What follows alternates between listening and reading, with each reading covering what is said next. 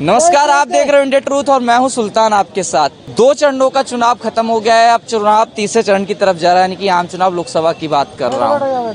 लेकिन उससे पहले एक चर्चा जो गलियारों में तेज है वो है राहुल गांधी का नामांकन। अमेठी से ना लड़कर अब राहुल गांधी सोनिया गांधी जहां से चुनाव लड़ती थी, यानी कि जो उनकी पुश्तैनी सीट मानी जाती है, रायबरेली चुनाव लड़ने चले गए हैं। बीजेपी लगातार आक्रामक है कि राहुल गांधी पे निशाना साध रही है, कह रही है राहुल गांधी को पता चल गया है कि वो वायनाड हार रहे हैं, इसलिए उन्होंने रायबरेली का रुख किया है। लेकिन रायबरेली भी राहुल गांधी हारेंगे। सर, कल राहुल गांधी ने पर्चा दाखिल किया रायबरेली से। हालांकि अमेठी से चुनाव लड़ते आए, 2009-14 वो जीते, 19 वो हारे स्मृति ईरानी से। कि जो कार्यकर्ता थे उनमें ये कयास था कि अमेठी से ही चुनाव लड़ेंगे, पोस्टर वोस्टर लग गए थे, लेकिन एक सरप्राइज करने वाला डिसीजन लिया और रायबरेली की तरफ रुख करा। लेकिन बीजेपी लगातार आक्रामक है। बीजेपी कह रही है कि वायनाड राहुल गांधी हार रहे हैं, इसलिए रायबरेली चले गए। देखिए, सबसे बड़ी बात है कि चुनाव में हार जीत तो होता ही रहता है। अब हार के डर से कोई कहीं नहीं भागता। मोदी जी भी गुजरात छोड़ के बनारस आए, अटल बिहारी वाजपेयी भी कई जगह छोड़े, कई जगह चुनाव लड़े। तो ये परसेप्शन बनाना ये अलग बात है। हाँ, भारतीय जनता पार्टी के पास राहुल गांधी के अलावा कोई दूसरा मुद्दा नहीं है जिसे ये चर्चा बना हुआ।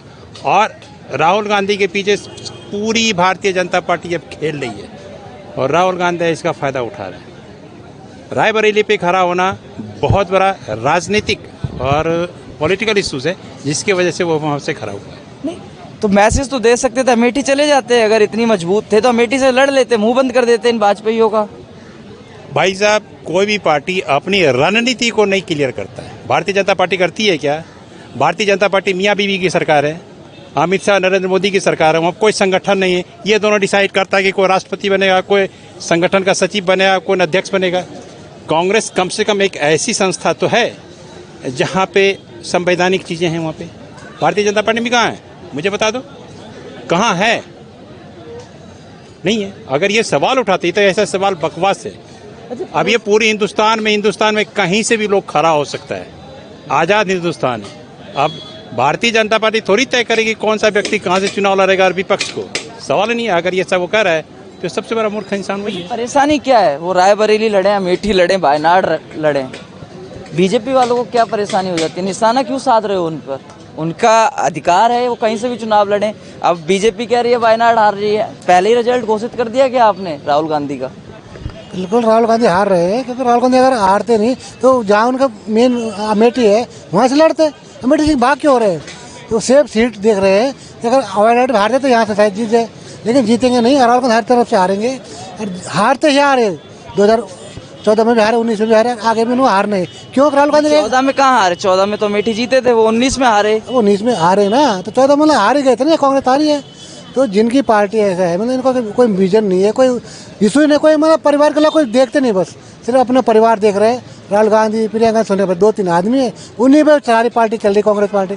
जो वो कहेंगे वही सारे सुनते हैं। आपने कहा 2-3 लोगों की पार्टी बची है, लेकिन अमेठी से तो उन्होंने अपने परिवार का आदमी नहीं उतारा ना, बाहर के आदमी को टिकट दिया कांग्रेस से, वो चुनाव लड़ रहा है। टिकट दिए पर राहुल गांधी उतरे ना, और उनको इतना दमदार था, उनको भरोसा था, तो अमेठी जाते। वायनाड पहले तो वायनाड भागने जरूरत। रायबरेली से हरा दो ना उनको, अगर तुम में दम है। क्यों टेंशन इतनी बयानबाजी क्यों करो? रायबरेली से हरा दो उनको। हारेंगे ना रायबरेली, देख लेना, 4 जून के यहीं मिलेंगे हम। रायबरेली हारेंगे, उसके बाद यही बात करना, पक्का हारेंगे राहुल गांधी। क्योंकि देखो, बीजेपी सरकार जो है, एक उनका मिशन है विकसित भारत का। इनका क्या है? कुछ भी नहीं है। मोदी ये, मोदी वो, पहले इन्होंने राफेल का मुद्दा उठाया, अब कुछ और। मोदी सिर्फ पर्सनल अटैक मोदी का, कोई और को दिखता ही नहीं इनको। अच्छा सर, एक चीज़ और है, जैसे अमेठी था, जैसे 2014 में राहुल गांधी जी का वोट शेयर था, वो ज़्यादा था। फिर 2009 में, 2014 में वो कम हुआ, 9, 14 और फिर 19 में आखिरकार उन्हें हार मिली वहाँ से स्मृति ईरानी। ऐसा ही हम रायबरेली का देख रहे हैं, 9 और 14। 9 में जो था उसके बाद वो 14 में कम हुआ, फिर वो 19 में कम हुआ, अब ये 23 में 24 में चुनाव हो रहा है। बीजेपी वाले कह रहे हैं, आप देख सकते हो वोट परसेंट पहले कितना मिल रहा था कांग्रेस को, अब कितना मिल रहा है। दिन पर दिन जनाधार घट रहा है दोनों सीटों पर। तो कहीं ऐसा तो नहीं रायबरेली में भी नुकसान झेलना पड़ जाए?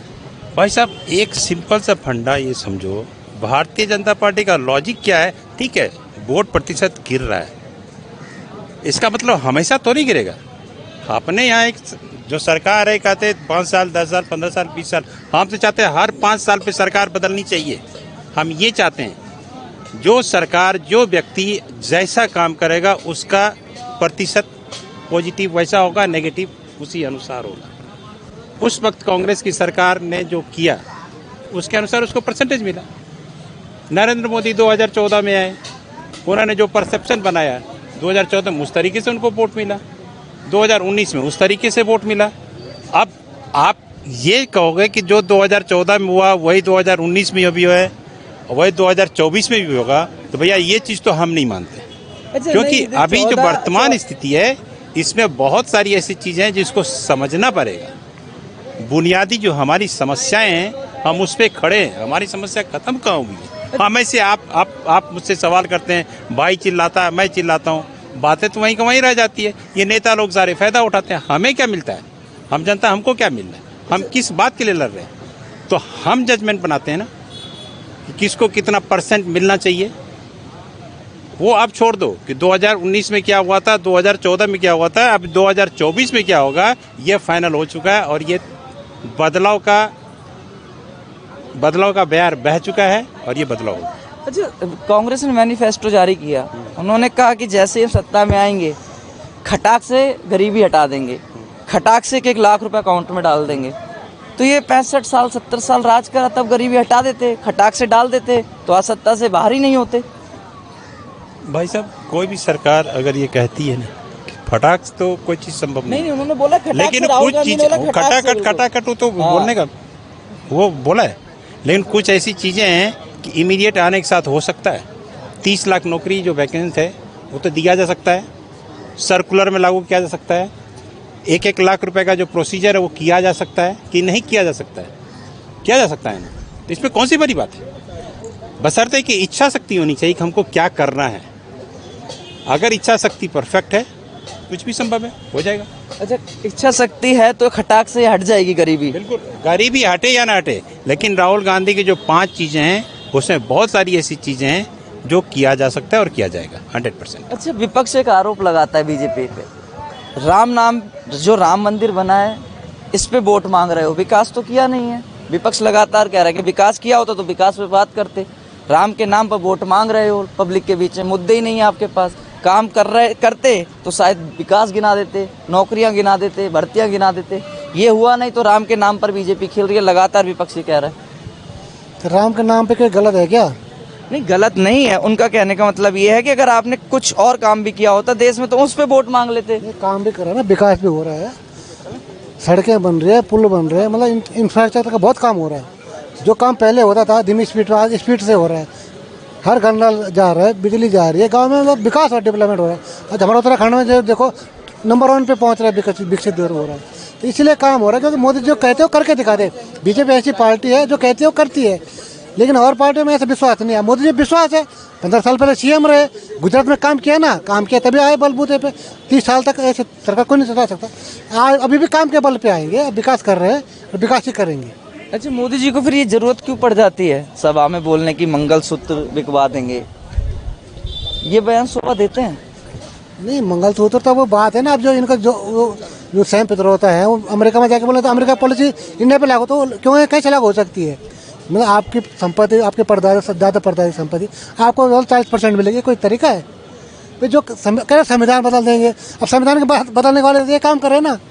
जो हो नहीं सकता उसको यहाँ जबरदस्ती करो, वहाँ जाके बोलने क्या जरूरत है? यहाँ बोलो, आप संविधान में बोलेंगे नहीं, वहाँ जाके बाहर जाके बातें करेंगे जगह जगह। अच्छा सर, ऐसा क्यों लगने लगा कि बीजेपी 2014 से है सत्ता में और पूरी बहुमत से है? संविधान बदलना होता तो 19 तक बदल देते। अब ये संविधान वाला मुद्दा क्यों बनाया जा रहा है कि संविधान बदल देंगे? मुझे जहाँ तक पता है कि संशोधन की बात तो उन्होंने कही है, बदलने की बात तो उन्होंने कभी नहीं कही है। ये आप पत्रकार हो, आपको सारे मतलब जो भी मार्केट में न्यूज़ चल रहा है उसकी जानकारी होनी चाहिए। भारतीय जनता पार्टी का एक नेता ने कहा है कि भारतीय जनता पार्टी को 400 सीटें क्यों चाहिए।